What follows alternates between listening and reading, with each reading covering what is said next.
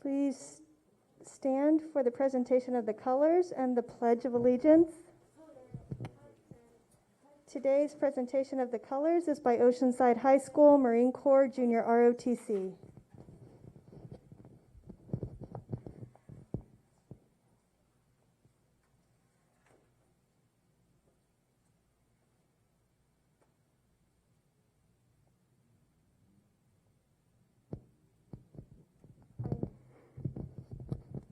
I pledge allegiance to the flag of the United States of America and to the republic for which it stands, one nation, under God, indivisible, with liberty and justice for all. Thank you, Tally.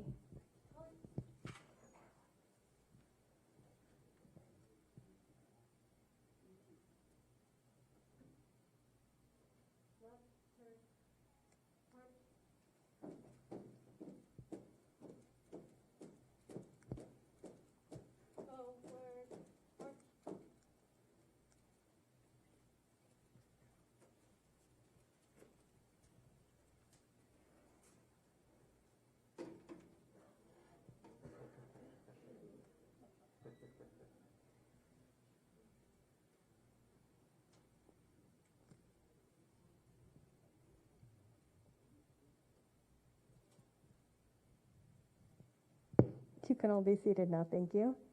Thank you all for joining us this afternoon. I know there's a lot of other things, especially in the month of December, you could be doing on a Saturday afternoon, so we appreciate you taking the time to come to the town hall and speak with our Congressman Mike Levin. The way this is going to work today, when your number is called, remember you can ask one question, and that way we get to hear from as many people as possible. Also, thank you very much for keeping your masks on while inside today. We appreciate that. If your question isn't asked, if you don't get the chance to have your question answered today, you can send it to info@mikelevin.org. And the way this is going to work today is I have chosen a volunteer, Naomi, who has never volunteered for the congressman, so she's completely unbiased in this role. Nothing is rigged.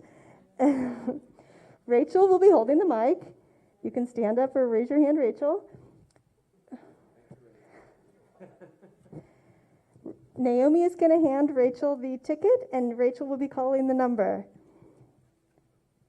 When you come up to ask your question, please give us your first name and your city.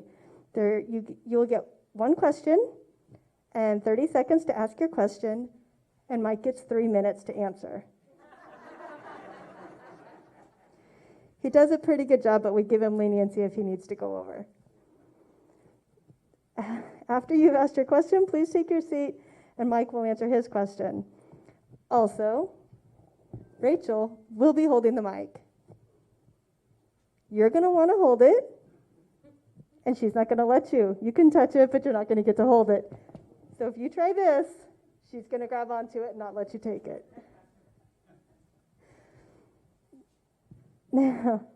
And again, when you come up, remember to give your name, what city you're from, and if you can come up in the middle to ask your question. The side's a little tight today. Then after you've asked your question, please go back to your seat so that Mike can answer the question for everyone. And now on that note, I think he needs no further real introduction. Congressman Mike Levin. Thank you. Thank you very much.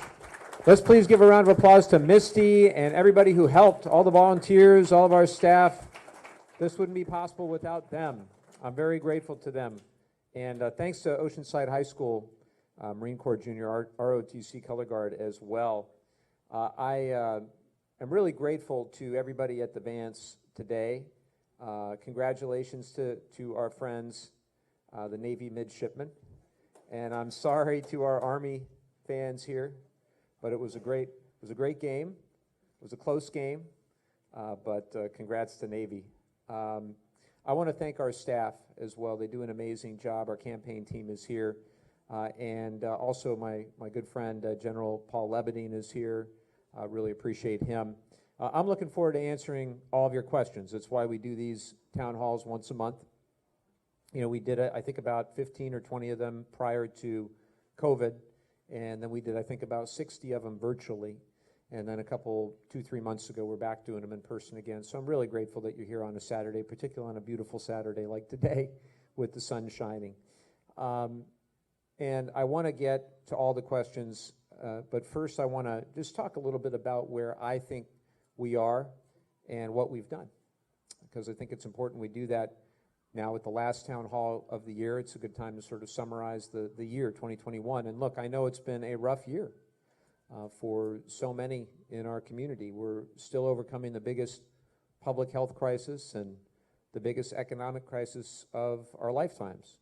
COVID has taken the lives of nearly 800,000 people in the United States, 75,000 in California alone, and we've had over 17,000 veterans die of COVID, and that's just in the VA system. I have lost friends to COVID. You may have as well. And just think about where we were at the beginning of the year. Think about where we were. Many of our restaurants and small businesses were closed. Millions had lost their jobs.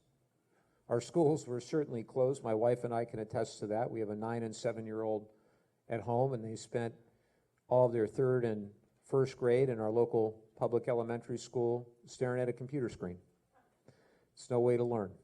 And I'm really happy that we were able to spend the time with them, but I also know that it wasn't the same as being there in person. Many in our community didn't have enough to eat in our community. I remember vividly seeing constituents in line at the North County Food Bank. And I met one gentleman who never thought he'd have to go to a food bank. In fact, he had volunteered at that very food bank before. So it's been a rough time. I get it. I hope that we can all look at how far we've come as well and where we are today. Today, over 200 million Americans have been fully vaccinated. That's incredible. Over 200 million Americans. Our restaurants are back open. Small businesses are back open. And yes, our schools are back open. My wife and I are very pleased about that. And thanks to measures that we took to fight the virus and the American Rescue Plan, our economic recovery is pushing ahead. Let me give you a few statistics. It was reported earlier this week that new jobless claims have hit a 52-year low. Not a 52-week low, a 52-year low. In other words, the number of initial jobless claims reported this past week was the lowest since September of 1969. Think about that. Over the first 3 quarters of 2021, real GDP, and that's GDP adjusted for inflation, increased by 7.8%. Nearly 6 million Americans who were unemployed at the beginning of the year have found new jobs, with the jobless rate falling from 6.3% at the beginning of the year to 4.2% today. Compare that to the Great Recession, 2008, 2009, where it took 6 years for unemployment to fall by 1/3. Compare that to what I just mentioned. And the veteran unemployment rate has fallen to 3.9% in November. Truly amazing. How many veterans do we have here at Vance today? If you're a veteran, can you raise your hand? Can everybody give them a round of applause, please?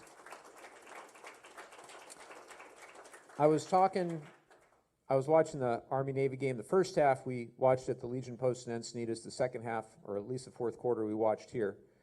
And one of the veterans over there in Encinitas said, all we want to do is continue to serve. When we come home, we want to continue to serve the community. And part of that means a good job. We can work hard. And that's what I am all about as the chair of the subcommittee that is dealing with veteran employment. It's all about providing good jobs for our veterans. So I'm very encouraged to see that 3.9%. I'm also encouraged to see what we've done for the children of the community. And I think about that as a parent of young children, about what it means for them when we invest in them. What we have seen, because of the monthly child tax credit, everybody familiar with the monthly child tax credit? Where if a young child, you get $300 a month. If you have a slightly older child or a teenager, you get $250 a month.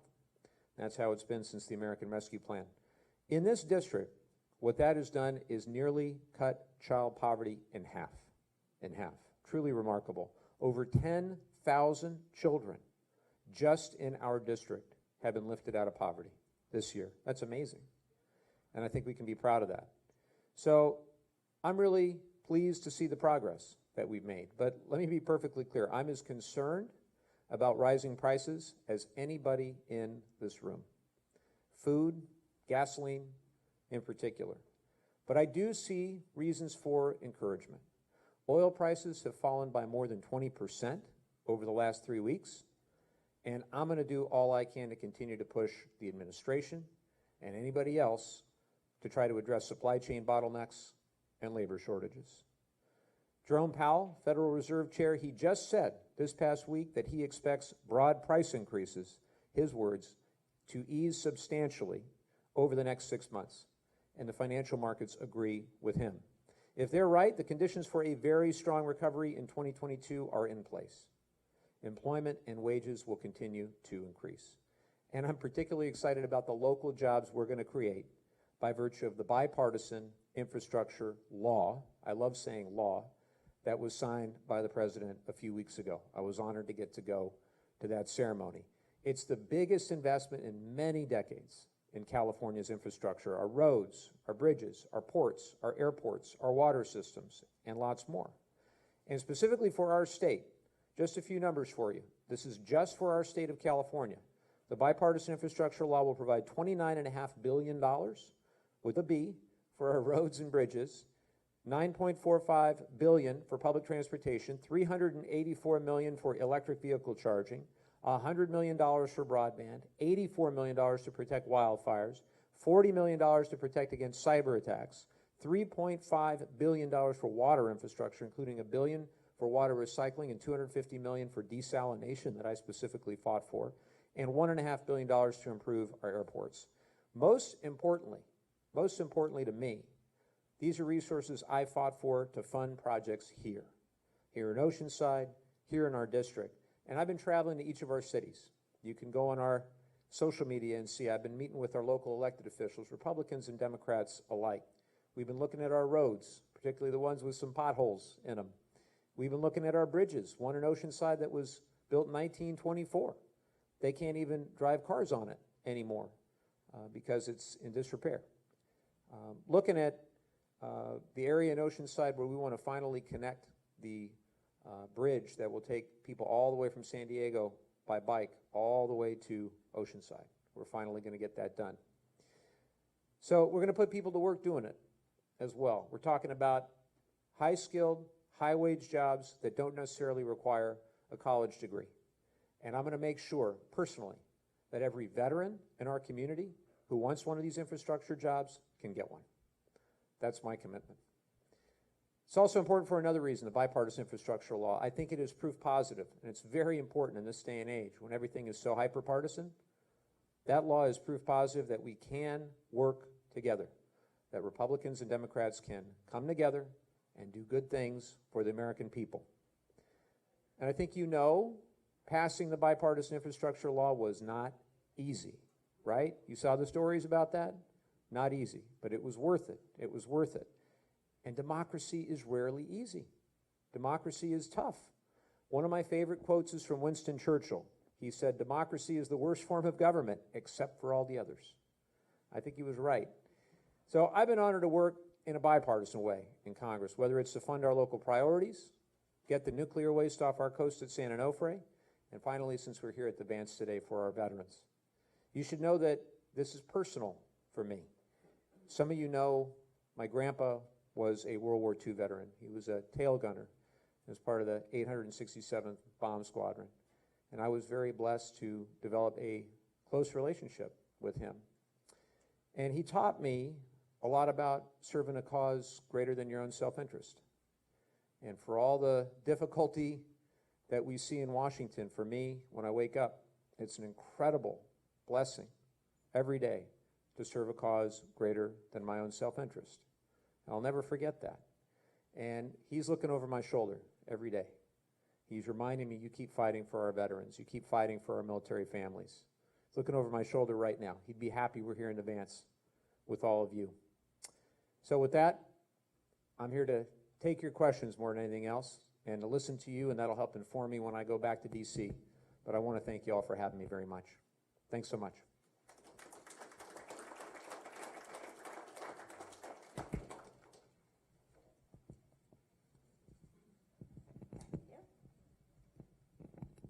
Okay, can everybody hear me? Number 623138.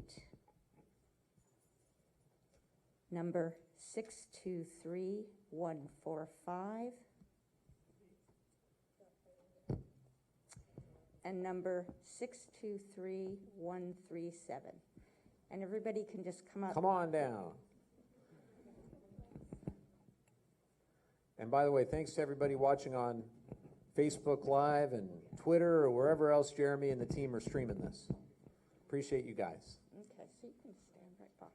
Yeah. Okay, you were first, I believe? I was second. You were I didn't second. see Who was first? What was the first number? Oh, we didn't. Okay. 623138. Right. There you Nobody go. has. Come on on up. down. Okay. No 138s, huh? Okay. Go for it. Then it's your turn. It I'll hold it though. Do I take this off or leave it on? Whatever you prefer. Please give me your name too, and give me where you live. My name is Russ, and I live in Oceanside. And I still think, as of today, I don't have my full state and local tax deduction on my income taxes yet. And I was kind of hoping that was going to get all worked out. And, so can you tell me what the deal is, why It's a it great- didn't work? And Great question. Thank you for the question. So to kind of unpack this, and I know I got 3 minutes, but I'm going to do my best. So since 1913 and the Revenue Act of 1913, the basic bargain has always been that you could fully deduct your state and local taxes from your federal tax bill. Up until 2017, when the 2017 Tax Cuts and Jobs Act capped it at $10,000. Now, that is a huge problem for our district. 62% of our district owns a home, owns a personal residence. The average price of a home in our district, anybody know? Average. 600, It's like auction. Higher. 800. Not quite $1 million. It's approaching $1 million though. It'll probably be $1 million soon enough. It's over 900,000. Property taxes in our district are about 1% to 1.5%, could be even higher than that. So if you're a homeowner and you have an average price house in our district, you're probably going to hit the cap just with your property taxes, right? And I hear again and again and again from our nurses, teachers, firefighters, cops, they can't, one of the reasons they were able to squeeze into the house they live in now here is because of the SALT. So what do we need to do? Well, we need to lift the cap or we need to eliminate the cap. So the current law is that for the next, and I'm just going to unpack this as best I can. For the next 5 years, it's capped at $10,000, and then after that, the cap is removed. That is the current law. So a group of us asked, what would it take to have a revenue-neutral increase in the SALT cap over the next decade? Because we want to keep it, we don't want to add to the deficit if we can help it. And the number was $72,500. In other words, if you raise the cap to $72,500 over the next 10 years, we will not increase the deficit by a penny, and you'll give much needed relief to people who really need the help. Because if you're paying enough state and local tax where you exceed a $72,500 cap, you probably got quite a bit of money. You probably, several million in assets and so forth, or in income. And so we thought that was going to be the deal. A couple of friends of mine from New York, they wanted to tweak it a little bit. We went 9 years at $80,000. And that was passed in the House Build Back Better Act about 3-4 weeks ago. It was passed. We sent it to the Senate, where sometimes good ideas go to die. So, but this, the graveyard, there you go. But there are 3 senators that we know of that have issues with this. 3 Democrats, remember we have a 50-50 in the Senate, so 3 Democratic senators have issues with it. One is a guy you've heard of from Vermont, Senator Sanders, and he wants an income cap of $400,000. Another, Bob Menendez of New Jersey, wants an income cap of $550,000. And a third, Michael Bennett, he just has problems with the whole thing because he says, why is Colorado subsidizing, New York, New Jersey, California, Connecticut, Massachusetts? What I have heard as of a couple days ago is that they're going to work this out. And I'm confident they're going to work it out. And what I think will happen is some combination of either a income cap or something where you'll still be able to benefit from the cap being substantially increased unless you make over 400 grand, over 550 grand. And the 400 number from Senator Sanders is based on Biden saying, we're not going to increase taxes on anybody making over 400,000. So I am really eager to get this done because it is really hurting people in our community. The other misinformation that I hear sometimes is, oh, that's just for rich people, right? Well, I asked my team, I said, how many people in California making under $100,000 filed for the state and local tax deduction in 2017, the last year that they were eligible? And it was 3 million.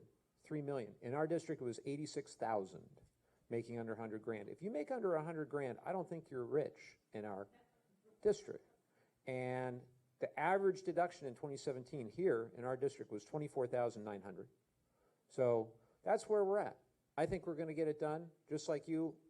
We have to get it done. I led a letter that we got every single member of the California Democratic delegate, so 42 Democrats all signed this letter, and we sent it to leadership. We said, you got to prioritize this. And fortunately, they did, and we got it included in the House version. So we're going to get there. We're going to get there. I appreciate the question very much. I probably went way over my 3 minutes, and I am sorry.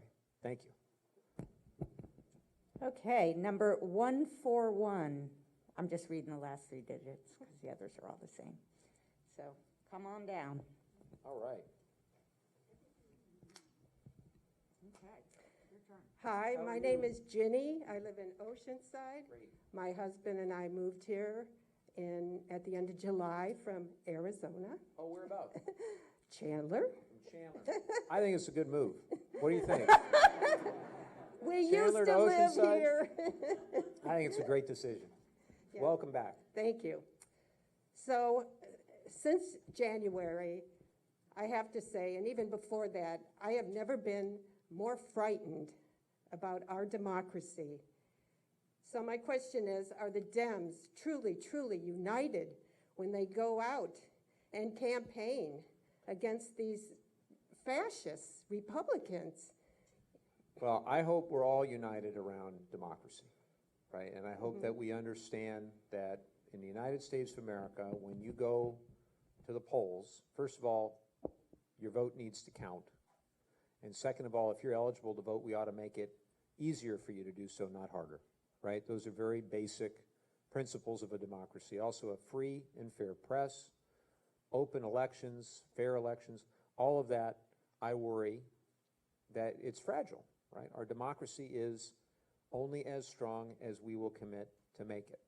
And so we just passed something a couple days ago called the Protecting Our Democracy Act that I was proud to co-sponsor in the House. And what it would do is basically, number one, say the Hatch Act, where you use government resources for political stuff. For example, it could be the Democratic National Convention, but having the Republican National Convention out in front of the White House lawn shouldn't be okay, right? The Hatch Act as well as the Emoluments Clause, where you can't use your office for personal financial benefit. Looking at congressional subpoenas and actually enforcing congressional subpoenas and making sure that Congress has the right to subpoena people. You know, my predecessor in this office, Mr. Issa, he definitely believed in that when he was chairing the Oversight Committee. It shouldn't be partisan at all. Just the same, protecting whistleblowers, protecting inspectors general, making sure that there are certain rules for acting officials if you just keep people in an acting position, protecting our elections from foreign interference as well. All of this was in the bill the other day, and we didn't get a single Republican vote, which was incredible. You know, but look, what we have seen time and again is this is not the Republican Party of yesterday. Just the other day, I was able to observe the lying in state of Senator Bob Dole, and I was wondering what he might think What would Bob Dole or John McCain or Ronald Reagan, what would they think about what's happening today? When one of my colleagues, Nancy Mace of South Carolina, when we had a vote to enforce the subpoena for Steve Bannon and make sure that they sent that contempt of Congress to the Department of Justice, she stood up and voted for it. And you would have thought she did the worst thing ever. When 13 Republicans in the House voted for the bipartisan infrastructure bill for roads and bridges and water and broadband and jobs and jobs. Roads and bridges don't care if Republicans or Democrats are driving on them, right? It was like the worst thing ever. So my sincere hope is that we can get back to some sort of bipartisan consensus around our values and around the importance of our democratic institutions. And that's what I'll keep fighting to do. So I thank you. Okay, number 140. Come on down. And I gotta pay attention to you with the 3-minute timer, because I don't want to get you mad. All right. How are you doing? Okay. My name is Chuck. I'm from. I can't let you hold it. I Okay. had a moment of weakness. Don't mess with Rachel. Don't mess with Rachel. Go ahead. Well, my concern is what I hear about in the various Republican states on the laws to suppress the voting of blacks and Latinos and the world in general. I heard, and my memory may be bad, that they had a vote for mayor in Atlanta, and there was only 20% of the people voted. Now that's not, democracy is going to die if we can't vote. You don't have the confidence that the vote's going to count. Thank you. Well, I appreciate that. You know, the reality is that apathy won the election in 2020 and 2016. So you say, well, no, Biden got more votes than Trump. Well, yeah, but apathy finished first because more people didn't vote. And that's really, really a shame when you're in what I still believe is the greatest democracy on earth, that you had half the people or 40%, whatever it was. Now, here's what I will say. We passed H.R. 1, the For the People Act. We passed it twice in the House. We passed the John Lewis Voting Rights Advancement Act in the House. All that went back to the Senate. You know, I called it before where good ideas go to die. Now, in this case, Senator Manchin actually introduced the Freedom to Vote Act with Amy Klobuchar. That does a lot of the things we're talking about, protecting the right to vote and making sure that you could get water in line when you're waiting in line. I mean, basic stuff that you could be able to vote by mail, that there would be a path for people who are eligible to vote to do so more easily as opposed to making things more and more difficult. Because I worry a lot. I worry about the suppression of the vote, but I also worry about apathy. And I worry particularly about thinking that our votes don't count, because they do. They do. And particularly in this time, we got to make sure everybody knows that their vote counts more than ever. Thank you very much. Hello there. Hi. How are you? I'm good. Hold on, wait 1 sec. Uh-oh. Number I will get you, Matt. 150.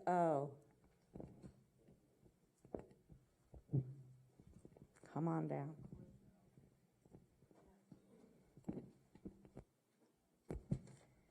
I'm Sharon, I'm from Oceanside. Hello there. I started out this morning with a couple of questions and went to mikelevin.org, Good. where all my questions were answered. Whoa. All right, that's publicity. So I want to give you and your staff kudos for keeping such an informative site for us to look at. Thank you. And the facts and myths page is especially helpful. Thank you, and keep that up. That's where my questions were answered, actually. I come from an... Don't put it right on paper. I come from an era when our two parties worked together for solutions. Out of approximately 200 listed legislative accomplishments on your website, 111 of them were bipartisan. Mm-hmm. And I just want to thank you for your commitment to finding common ground in this environment. My question is, when push comes to shove, do you think there will be enough people in the House and Senate to maintain our democracy should we lose it, our majority? I don't know. I don't know. But thank you for your review of our website. That so my feeling is pretty simple. We cannot lose our democracy, and we cannot lose our majority. And I'm going to do everything I can to fight to keep them both.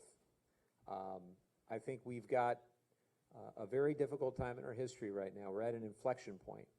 And I think one of the things that we have to make sure we do is we have to explain how the policies that we're putting in place are helping the average person, and they have to believe that democracy can work for them. Because if they don't think democracy can work for them, they will turn to something other than democracy that they think might be able to work for them.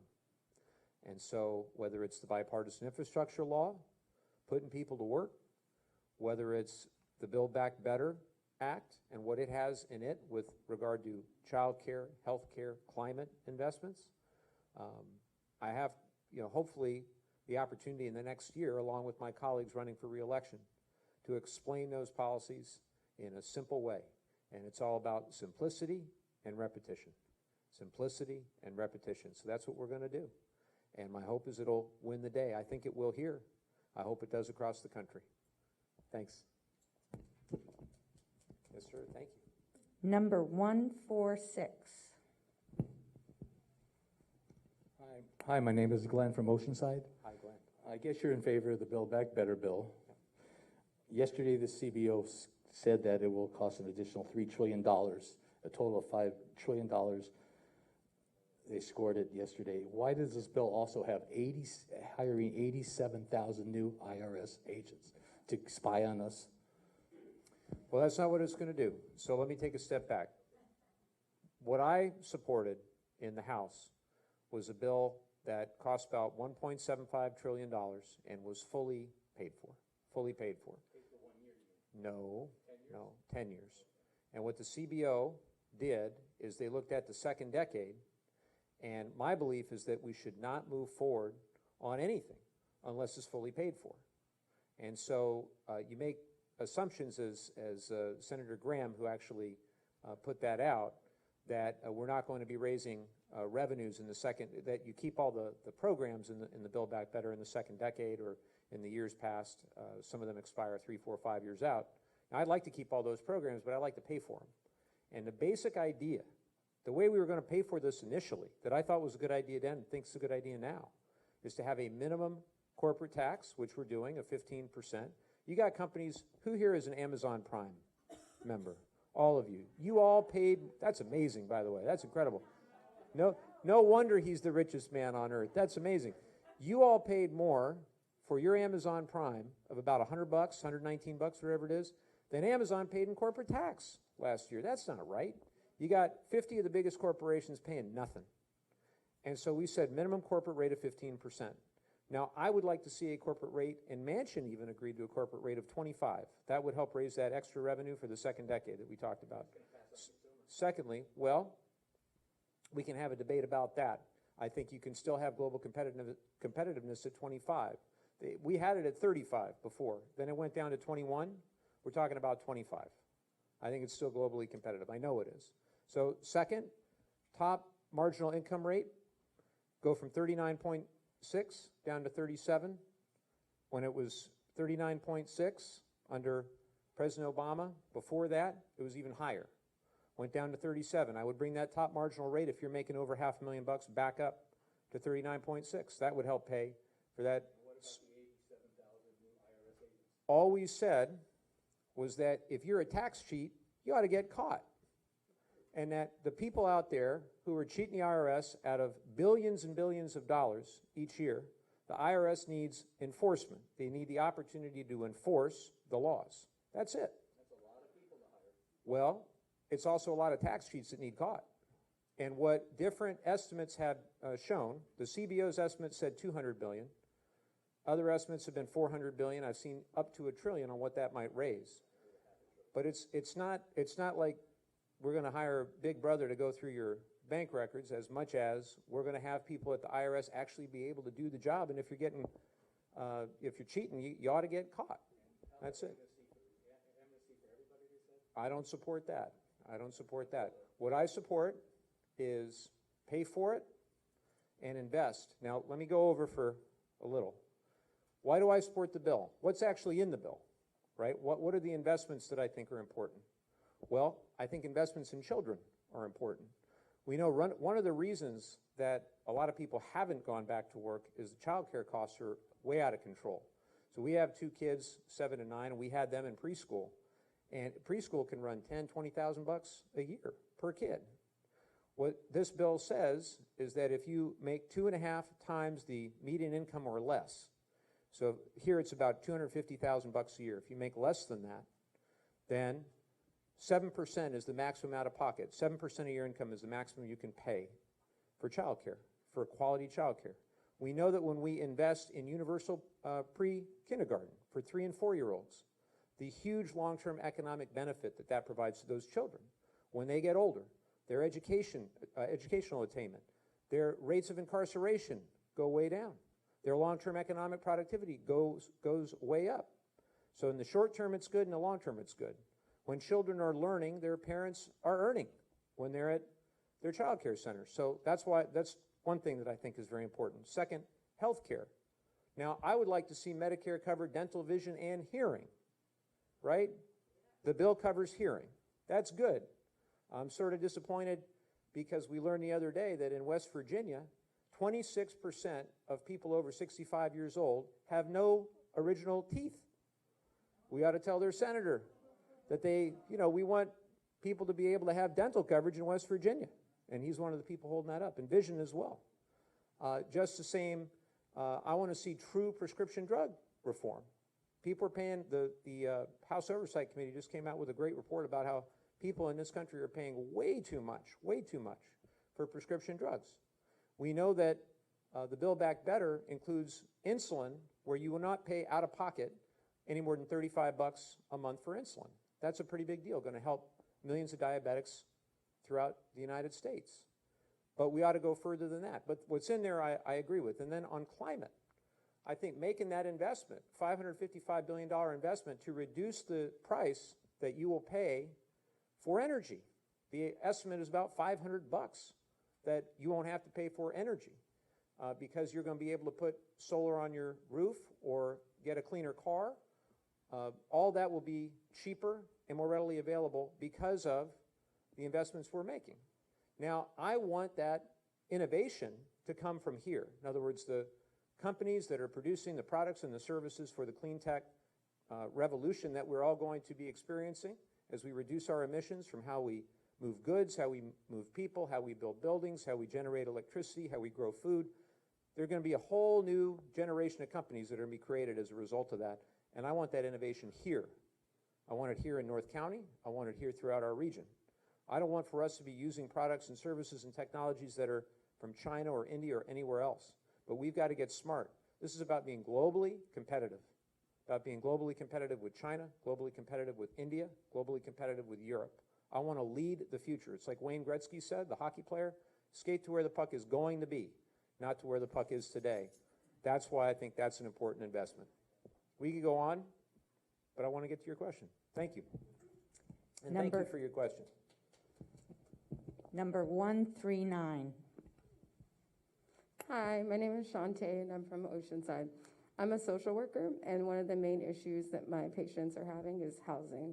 I saw that there's a new 8-story development in Oceanside, and I know some of those units are going to be devoted to low income or affordable housing, but in general, that's not going to help the issue. We need more affordable housing built. We need more low income housing built. So what can we do to make sure these outside developers aren't coming in and developing these huge buildings that it's not meeting people's needs in this city? Thank you, Shantae, and thank you for the work you do as a social worker. My brother-in-law is a social worker. It's a very tough job, and I'm very grateful to you for that work. So this is a huge problem all throughout Southern California, and I have been focused predominantly because of my role on the Veterans Affairs Committee on veterans housing.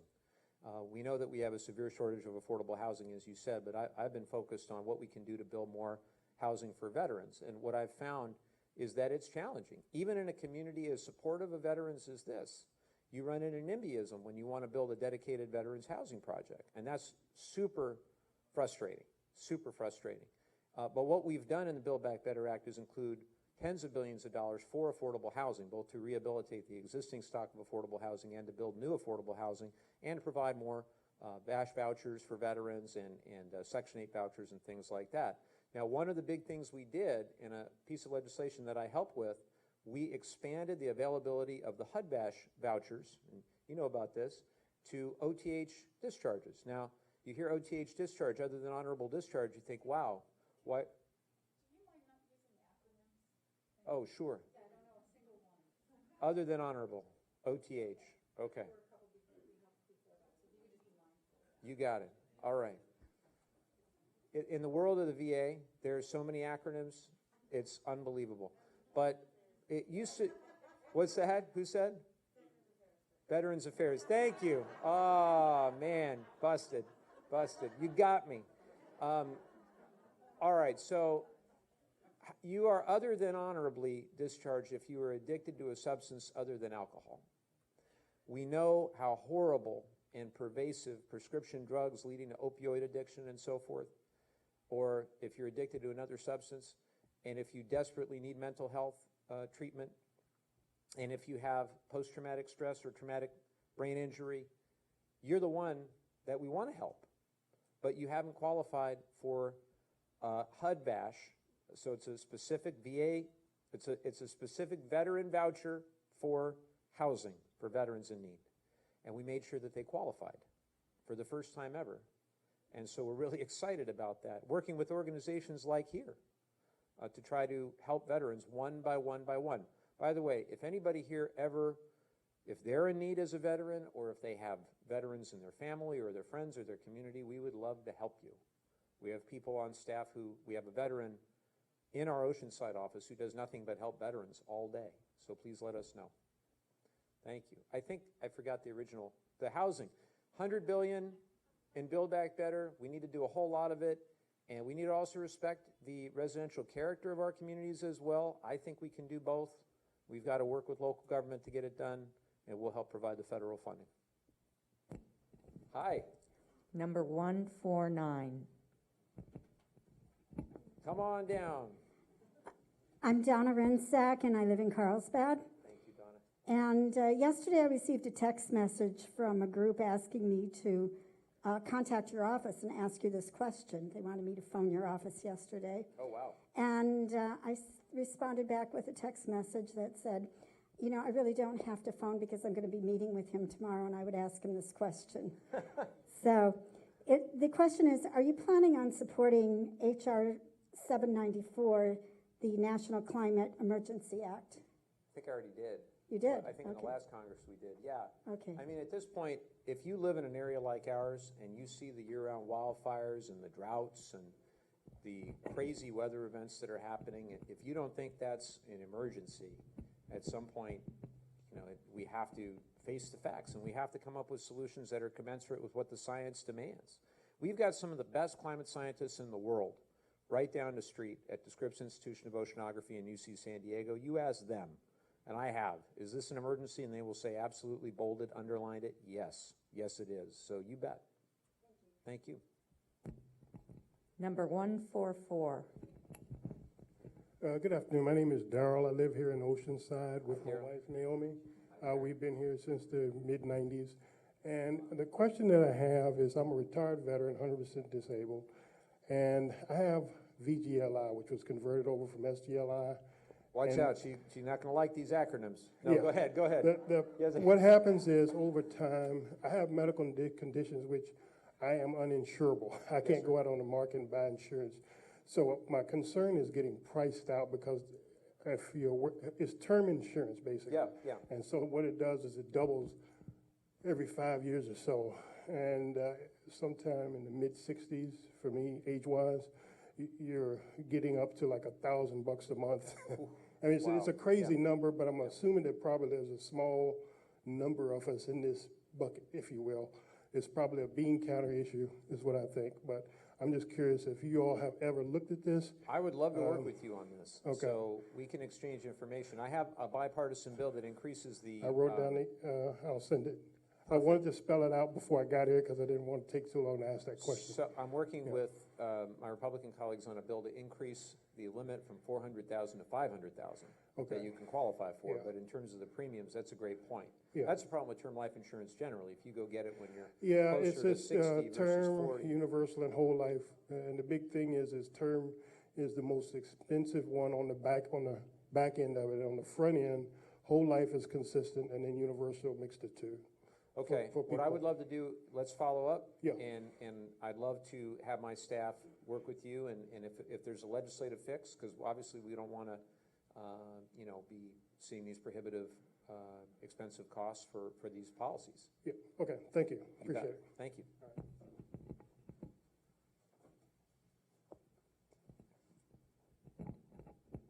Number 135.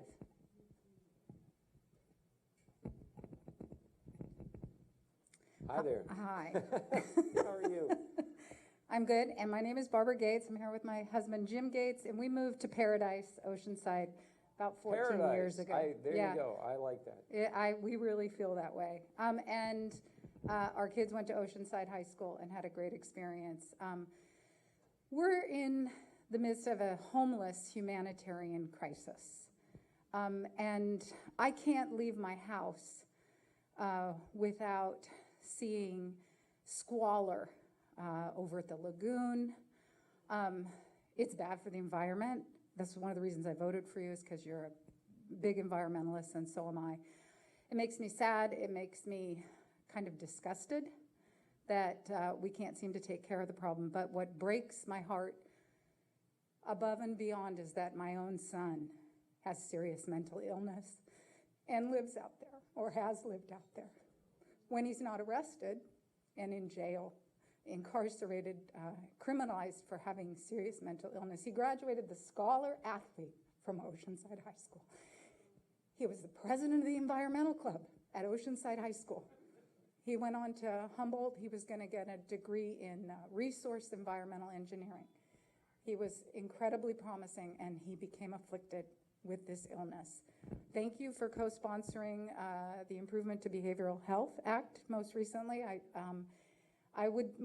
So my final question is, 10 million individual Americans are afflicted with serious mental illness, with psychosis, which makes them unable to function.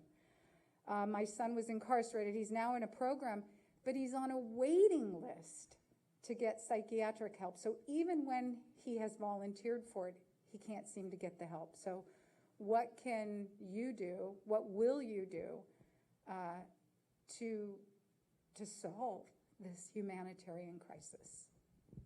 Well, let me first say I'm really honored that you're here and that you were willing to share that with us, and I'm incredibly sorry to hear about your son. It is a huge problem in our society, homelessness and mental health as well. And first, I think we have to address it and destigmatize it. We have to destigmatize mental health challenges in this country.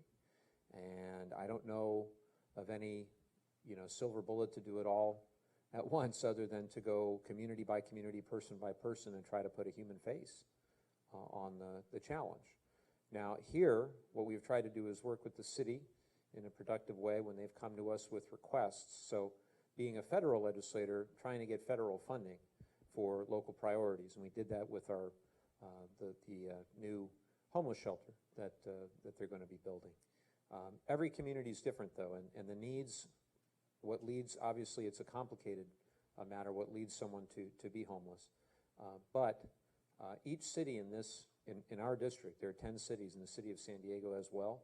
Each of them has a different approach. Each of them have different core concerns, and each of them are asking for different things. What I try to do is meet each city where they are and to try to help them however I can to address the homeless issue that they face in their city. What I can tell you generally is it's a mental health issue, it's a housing issue, and in many cases an addiction issue. And when it comes to mental health, we have to treat mental health as we do physical health. which means the Medicare coverage is that legislation would cover, but other things as well. And I think it just comes down to basic stigma that when someone has a mental health challenge, just as if they have a physical health challenge, it doesn't make them any weaker or stronger. It just means they've got something that we've got to deal with, that they have an issue that needs to be addressed. So I would love to follow up with you if there's anything in addition to that legislation that our team can look at and can work with you on. We'd love to. So again, if you could write us, and I think, is Francine around? Francine's around. If you could follow up with the gentleman before and with her, that would be fantastic. Thank you. Very aware of that, and we've tried very hard to work with them to reopen, to get new beds, and I know they're working on that. Absolutely. How are you? Now you got a San Onofre hat, and you got a shirt, scientists. So it's Fukushima. So I think I know what he's going to ask about. I'm just guessing. Okay, first I got to just call one more number. Oh. 1 second. 147. So as you know, Mike, I campaigned for you against ISIS because of the San Onofre Now, issue. give me your name. Kevin Blanche. All right, Kevin. Now, my father, San Onofre Marine, nuked to death in a Nevada test site, and I live in Utah and here back and forth my entire life. And I have AML leukemia I've been battling. And so the San Onofre issue is such a paramount issue in this country environmentally. We're the ones that kicked that pyramid over. You know, nuclear energy is a disaster. So the Infrastructure Act it's all over the media now. We want to keep Diablo Canyon open when we've already said we're going to shut it. So the NRC, I just came from the reactor, shot some video of the dry cask containment, which is a big accomplishment coming out of spent fuel pools into dry cask. As you know, we want to move it off this beach. So the NRC was supposed to make the decision by November 30th on the Holtec dry cask pad in Carlsbad and in Texas. And of course, they delayed like they've always delayed. And of course, we know it needs to come off there. Do you have any updates, one, on the San Onofre waste, you know, and two, we're not really going to keep Diablo Canyon open, are we? Well, I certainly am focused on songs. And so let's talk. I have 3 minutes. We'll talk about songs. So there's two main problems. One is that we have to ensure that that site is safe, that to the extent there are 135 canisters there, they're going to be there for a long time, that site is secure. And they're decommissioning, in the process of decommissioning, the other parts, so the reactors and the rest, are all going to be moved off site. But we're going to be left with the waste itself and 135 canisters for the foreseeable future until we solve the second problem, which arguably is the real problem, which is that we've got nowhere to send the waste. Not only for San Onofre, but anywhere. We've got 33 states that have about 75 nuclear waste sites throughout the country. And what I did when I first took office is create a task force chaired by the former head of the NRC and also by a retired Navy Admiral, Len Herring. And they co-chaired the task force. They came up, and many community members were involved, elected officials involved, both San Diego and Orange County. And they came up with a great report that had a number of findings and recommendations, of which about 8 were federal recommendations. And one of those was that we need to create in Congress a new bipartisan group, a caucus of Republicans and Democrats who agree that this is an urgent matter, that we have to get a nationwide solution for the nation's spent nuclear fuel, and that's what we did. Rodney Davis, Republican of Illinois, and myself, we co-chair now the Spent Nuclear Fuel Solutions Caucus. And we've already had a first big win, which is in last year's budget bill, our office secured $20 million for the DOE to move forward with a new program to try to generate interest throughout communities across the United States to store nuclear fuel. And they've come out now with a request for information, and DOE is out there, and they're energized, and Secretary Granholm and the others at DOE are going to work really, really hard to find communities who are willing to store the nation's spent nuclear fuel, because we've got nowhere to send it right now. And I think we need temporary storage as we are working towards a consent-based permanent repository. Consent is everything. Consent is everything. And there's a trust gap between our governors, between counties and cities and the federal government, and for good reason. The federal government agreed to take title to the nation's spent nuclear fuel in 1998. They still haven't done it. I was a college sophomore when they agreed to take title, and they still haven't done it. We now have a chance to try to correct that wrong and try to work together. We have to do it. One of the other 8 recommendations is to do something called the Spent Fuel Prioritization Act, which we introduced in the last Congress or reintroducing in this Congress. And what it says is for all those sites across the country, move the fuel first from the sites with the highest environmental risk. We have the highest environmental risk. Within 50 miles of San Onofre, there are 9 million people, all of us, 9 million. There are 2 active earthquake faults, and rising sea levels right there. Putting nuclear fuel right next to the beach was a bad idea. They shouldn't have done it in the first place, but we're stuck with it for now. I will not stop until it's off the coast, and we need a national solution to get it off the coast. So that's where we are. I'm also advocating for legislation that would require a longer canister life, a 100-year canister life at spent nuclear fuel sites all across the U.S., and I've called for the NRC to crack down on having resident inspectors at all the nation's nuclear sites, because they got it wrong here. They didn't do what we asked them to do, and they darn near dropped a canister, and Edison got fined for it. Now, we've got a fine working relationship now with them. It's taken 3 or 4 years, but now we're all on the same page trying to get that waste off our coast, and I'm not going to stop till it's done. So sorry for the detail. I probably had some acronyms in there. I'm hopeless. I'm hopeless with the acronyms. Go for it. How are you? Number 136 is next. 7, I thought you said? Yeah, that's you. Number 136. Sorry, can I take this off? I communicate better without it on. I'm not doing too well, actually. It's the first, never mind. Anyways, I guess the short version of this question is... Yeah, please give me your name. Oh, I'm sorry. My name is Jesse. I'm an alcoholic. No, my name is Jesse Bullock, and I'm here because, that's part of my problem. Just tip of the iceberg. But no, really, it's you've already addressed it, actually, and I'm impressed. I mean, you're clearly a pragmatist, and I'm not. I'm more of a realist. I like things I can touch, feel, and see. But I can see you have a vision that you are going for, and at least I think you do. That's my first impression. But I guess I lost my mother, my job, and my what was the last thing? Oh yeah. I got sober. That's right. A couple months ago. Congratulations. Yeah, and that was not for comedic effect, by the way. It's a big deal. I'm still using, THC products, but that's legal now, so, it's keeping me sane.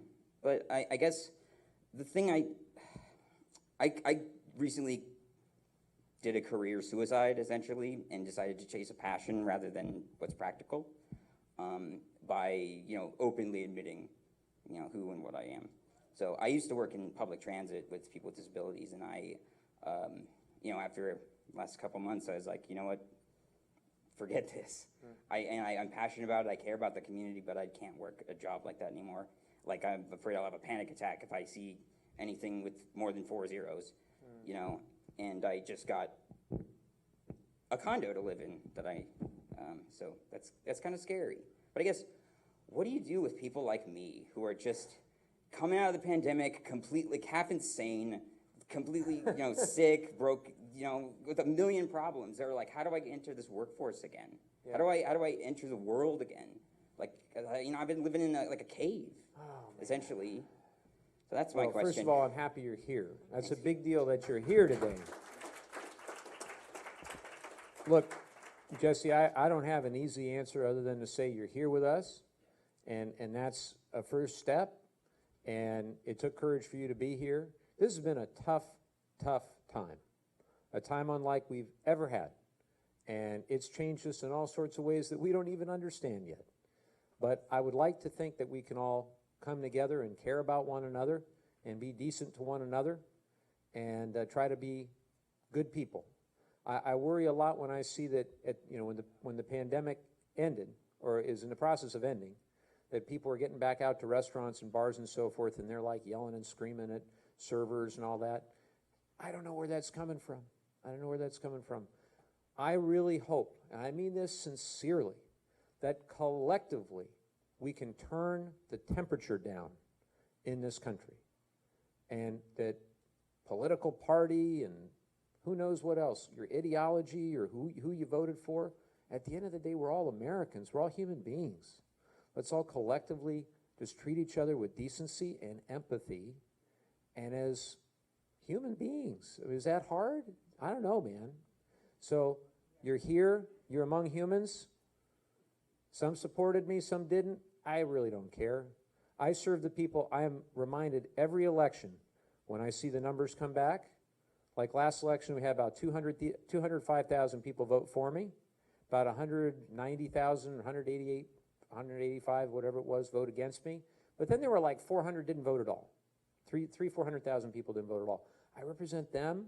I represent everybody, right? And so I think hopefully we can, as we emerge from this pandemic, we can all just be a little bit kinder to one another. I sincerely hope we can do it. Thank you. Yeah. We have a county career center here in Oceanside, and there is no fee for that.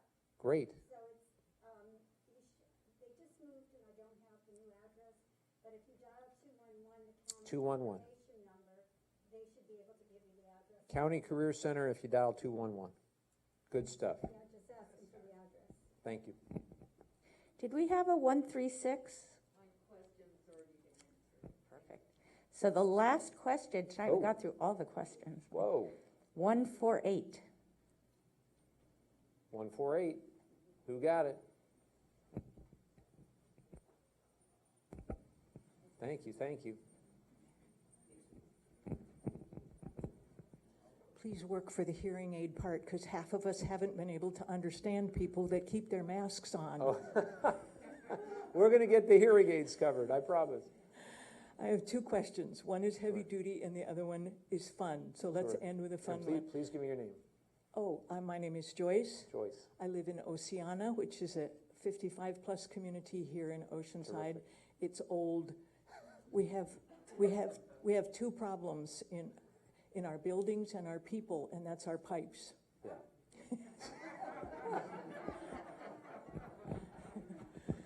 So my first question is, why does Daryl Issa get so much media attention for getting people out of Afghanistan? Yeah. And my other question is, what is the hardest part of your job, and what is the most fun? Wow, thank you. So, first of all, let me say, all our offices have been working hard to get refugees and others out of Afghanistan. I know in our district office, Shannon Bradley has probably been working with 100 different families and people, and I actually got a chance to sit down and meet one couple that we helped get out. I'm not doing it for publicity, though. I'm doing it because it's the right thing to do. And I think every member of Congress is doing the same. At least I hope so. So, well, yeah, no, I think that's a fair point.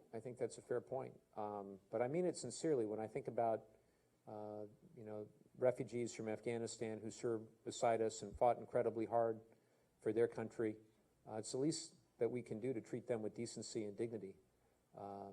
And perhaps you're right about, the self-promotion aspect of it. In terms of the hardest part of the job, that's easy. That's leaving home. That's leaving my wife. Many of you have met my wife. You know that she's incredible, and our two kids, 9 and 7 years old, leaving them is by far the hardest thing that I have to do. And getting to come back and, giving everybody a hug is one of the highlights of my week every week. I try to write notes to the kids when I can about what I experienced that week. I figure if I can explain it to them, hopefully I can explain it to everybody else too. Although, I tell you, they're awfully smart and getting smarter all the time. In terms of the most fun, one of the I think one of the most fun, I don't know if it's the most fun, but I have a blast whenever I get to call any of our young people that got into a service academy. And since we're watching the Army-Navy game, thinking about, the high school kids that I get to call, because they go through the whole year. And General Levin, I don't know if he's still here. I hope he's still here. Maybe. I don't know. Maybe he's out watching the game or some other game. But we have a whole committee, and General Levin's the chair of that, to go find young people in the community and to encourage them to apply. And then many of them make it. We had 10 young people make the service academies last year, and I got to call each one of them because I know that that call will change their life. It'll change their life. Their life will never be the same after they get to go to Annapolis or West Point or wherever else. So that's incredibly fun. And I think, I don't know, for me, there's so much that is good about what we do that doesn't get the mainstream, cable news coverage. And I'd hope that if I always have in the back of my mind, my grandpa looking over one shoulder, saying, take care of our veterans, as I mentioned. And then I always think about my kids. When I go to sleep in the evening, I think, will my kids have been proud of me that day if they saw what I did? And that's the standard that I try to hold myself to. Well, I want to thank everybody for coming. There's closing, there's more questions. Stay. So I'll stay as long as you want. So these folks didn't get a ticket, Okay. but they have questions, Good. and we have a few minutes, so Do it. it's perfect. All right. Thank you. Hi, Congressman Levin. We'd actually met before. I was involved in the Never Again movement. If you remember great. Latha Sunder, Yeah, she's my yeah, mom, and great, I great. did some of the work for that. Great. Thank you for your work. Oh, no problem. But and my name is Shard, by the way. I'm from Oceanside. But my priorities have shifted recently, especially when Bernie Sanders ran for president. I really believed in everything that man had to offer. He's been working tirelessly for decades, almost a century, if you'll believe it, seriously, on our rights and on making sure that... He's not that old. Come on now. No. I'm not counting anymore. No. But like the attitudes of people like him who just work tirelessly to make sure that people are okay in this country, that we can move forward and maintain a sense of global dominance even as well, because like that's our nation. We're there as a linchpin in the world, and it's really important. So my question is, the homeless crisis and the economic crisis, at least locally, is one of the worst that I've ever seen. I sometimes go down to downtown San Diego on K and Fifth and stuff like that, and the crisis is just completely out of proportion. What I'm wondering is, what, if anything, is there a bipartisan agreement on when it comes to fixing that issue? I understand what the attempts are, but what seems to be like the common strain of, do people even agree on anything at all on the Hill when it comes to the homeless crisis? They do when it comes to veteran homelessness, and that's what I've been acutely focused on because I chair the subcommittee that has jurisdiction over that. I think there are big disagreements when it comes to how we address homelessness generally, but we've been able to get more resources, more targeted resources, expanded availability of programs, as I mentioned before, for homeless veterans. It's my hope that we eliminate veteran homelessness in this country. It's going to take time. I was on Wednesday morning sitting down with the VA Secretary, Dennis McDonough, at VA headquarters, talking about Los Angeles specifically. Secretary McDonough came to the VA in LA and he saw a row of homeless veterans in front of the VA. And he went to his team and he said, this is unacceptable. We have to fix this. And so he's coming back. Hopefully he'll come visit with us too. But he's coming back to make sure that job was done. And they're going to get 500 of those homeless veterans off the street right away. They're going to throw everything they have at it. I said, you got to do the same here in San Diego, where we have over 1,000 throughout. We have about 9,000 homeless in San Diego, about 1,000, give or take, homeless veterans, several hundred in our community here in Oceanside. So it's a ongoing, challenging, complex issue. But I think when it comes to veteran homelessness, we're all in. And I think Republicans and Democrats agree on that. I know they do. Now, if we could show progress through some of the methods that we use to address veteran homelessness and say, hey, this works, maybe their eyes would be open to some of the other challenges as well.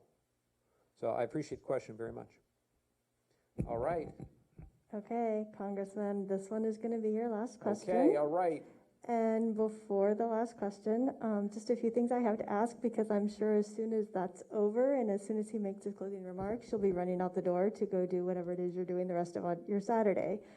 There is a card on each of your seats That is for comments and feedback, and if you could please fill those out and give us your comments and feedback, I will read all of those and take into consideration everything that is being said to improve our town halls, because there's always room for improvement. And I want to thank you all again for being here, and thank our volunteers that participated today, because without them, we could not take these on, we could not put these on at all. So thank you all, and Thank you, Misty. Thank you, Misty. I'm not likely to thank myself, but anyway, thank you. Okay, and I will let Rachel take the mic now for the last question, and then Congressman, after the last question, you can do your closing remarks. Terrific, thank you. Thank you for taking my question. My name is Lenny Ray. I'm here in Oceanside. I'm a member of Amnesty International Group 471 here in North County. Great. And I want to appreciate you for your efforts on human rights. So December being Human Rights Month, it's important that we kind of pay attention to this, not only nationally or internationally, but what are your thoughts on the Break the Cycle of Violence Act, and where would you stand on that? Well, I have to follow up with you specifically on that bill, because I'm not familiar with the, by the name that you gave. Okay, we'll go follow up, but I can tell you that in general, I love Amnesty International and all their work. I've been involved over the years, but since high school, getting involved in human rights work, and I think it's nice to have people both in the White House and in Congress, both houses, that actually want to stand up for human rights across the world again. And that'll certainly be my commitment for as long as I'm in Congress. I think that we have to lead by example. The president likes to say we've got to lead by the power of our example, not the example of our power, and that means that we treat people with decency and respect. That's like a recurring theme today, right?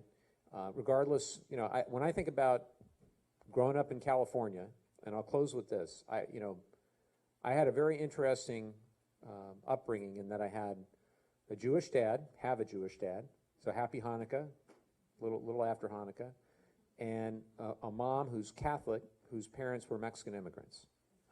And I'd like to think that a story like mine is still possible today. And my mom's parents came from Mexico when they were very young. My grandpa was 12, my grandma was 4. They didn't have money, they didn't speak English, they didn't have a formal education. All they had was a belief, their families, that if they came to the United States, they could start a business, they could make a living, they could have a better life, then their kids could go off, maybe go to high school, college, who knows. They did not graduate high school, but all 5 of their girls, all 5 of their kids, including my mom, graduated college. Amazing. 11 grandkids.